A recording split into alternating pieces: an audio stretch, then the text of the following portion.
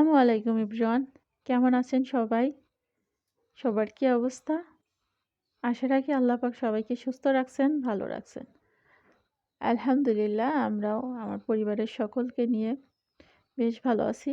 তো কাছে দূরে যে যেখান থেকে আমার এই ভিডিওগুলো দেখে থাকেন, দেশ এবং দেশের বাহিরে সবাইকে অসংখ্য ধন্যবাদ জানাই। সেই সাথে আরও নতুন ভিডিও দেখার জন্য সবাইকে ওয়েলকাম করছি। আমি মনিরা বলছি, মনিরা লাইফস্টাইল থেকে। তো প্রত্যেকদিন তো সকাল থেকেই আর কি ভিডিওটা শুরু করা হয়। তো আজকের এই ভিডিওটুকু হচ্ছে সন্ধ্যার পরে। একটু আবছা অন্ধকার, তো লাইটের আলো কেমন যেন একটু মানে কম মনে হচ্ছে। তো কারেন্টের পাওয়ার এদিক ওদিক হচ্ছে।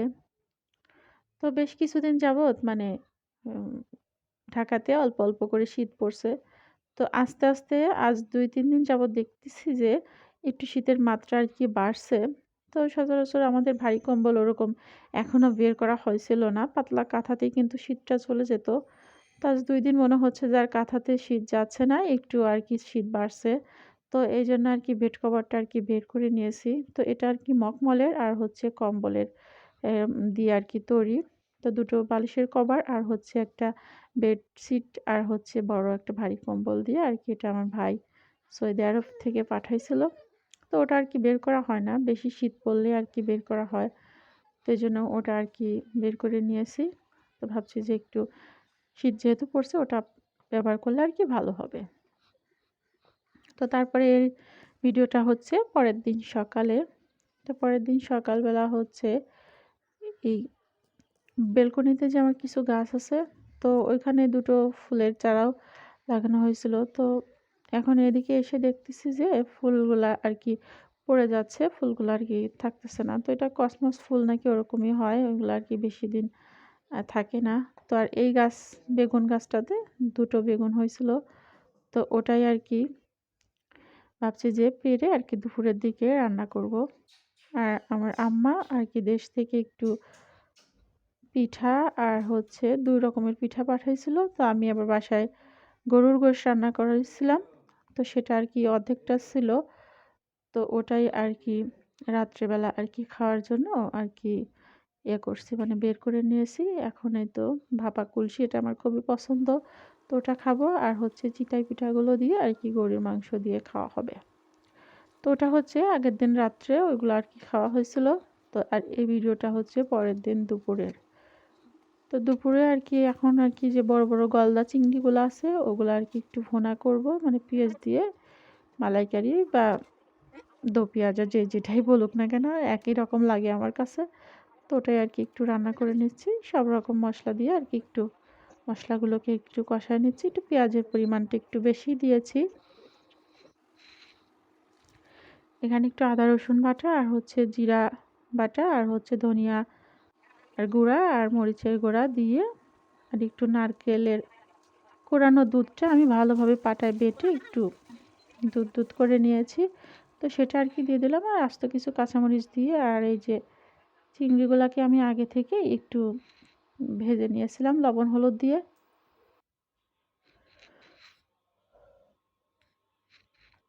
তো ক্যামেরাতে কিন্তু চিংড়িগুলো ছোট হয়তো দেখা যাচ্ছে, কিন্তু চিংড়িগুলো কিন্তু অনেক বড়, কারণ এই কটা চিংড়ির ওজন হচ্ছে 1/2 কেজি।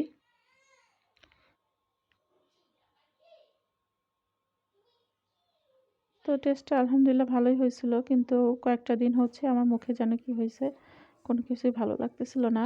আর বাড়ি থেকে আম্মা হচ্ছে 3টা হাঁস পাঠাইছিল। তো ওটারই একটা রান্না করে আগে খাওয়া হয়েছে, তো আরও 2টো ছিল, সেইখান থেকে একটা নামায় নিছি, ওটাও আর কি যে রান্না করে নিচ্ছি।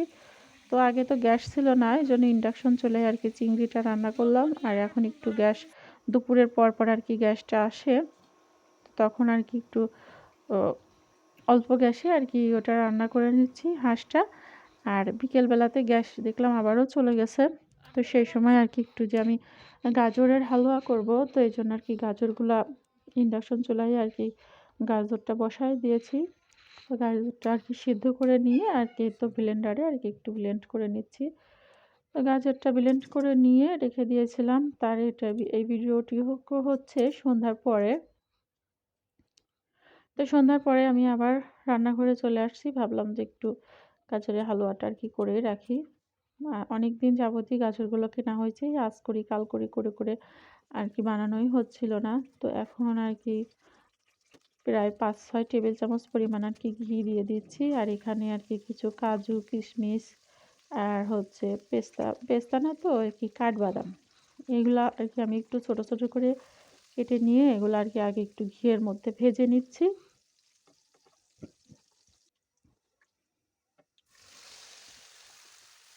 তারপরে ব্লেন্ড করা গাজরগুলো আর কি দিয়ে দিব।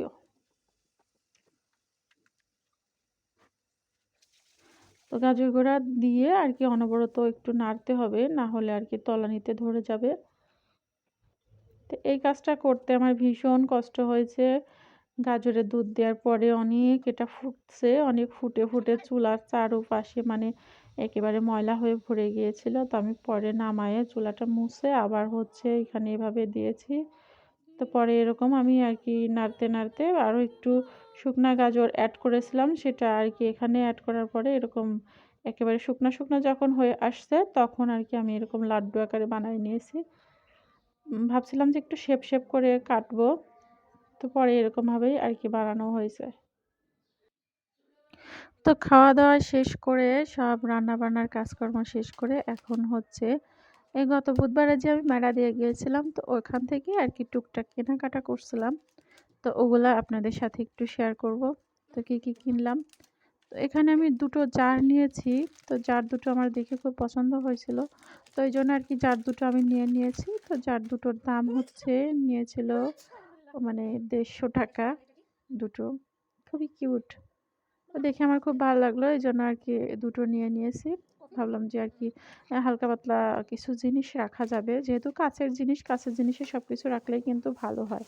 আর নিয়েছিলাম কিছু ভাতের প্লেট আর হচ্ছে একটু নাস্তা দেওয়ার জন্য প্লেট। আমার যেহেতু ডিনার সেট দুই তিনটা ডিনার সেট আছে, তো এই জন্য আর কি সিঙ্গেল দেখে কয়েকটা প্লেট নিয়ে আসছি। ভাবছি যে এমনি নর্মালি ইউজ করা যাবে হালকা পাতলা কিছু নুডলস বা হচ্ছে বিকেলে বা সন্ধ্যায় যাই হোক, মানে আর কি ব্যবহার করার জন্য এগুলো আর কি বেস্ট ভালোই হবে। এই জন্য দুই কালারের এটা নিয়েছি। আর নিচে নিচে তিনটা না সরি দুটো প্লেট আছে মনে হয়, হ্যাঁ দুটো আছে। এটা হচ্ছে গোল শেপের, তো এই দুটো নিয়েছি।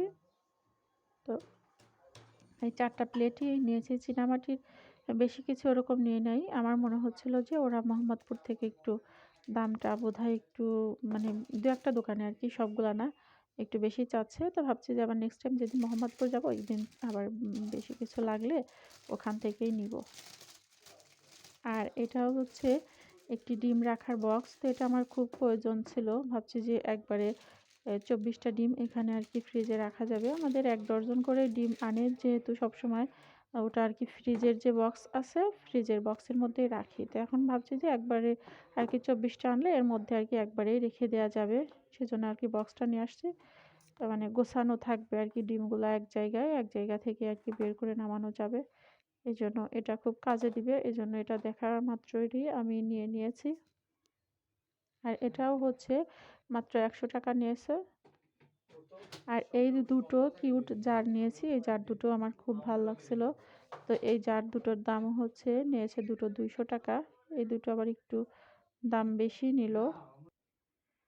তো সবাই ভালো থাকবেন, সুস্থ থাকবেন, আমার পরিবারের জন্য দোয়া করবেন, আমার চ্যানেলটির পাশে থাকবেন। তো আজকের মতো এখানেই বিদায় নিচ্ছি। নেক্সট ভিডিওতে ইনশাল্লাহ কথা হবে। তো খোদা হাফেজ।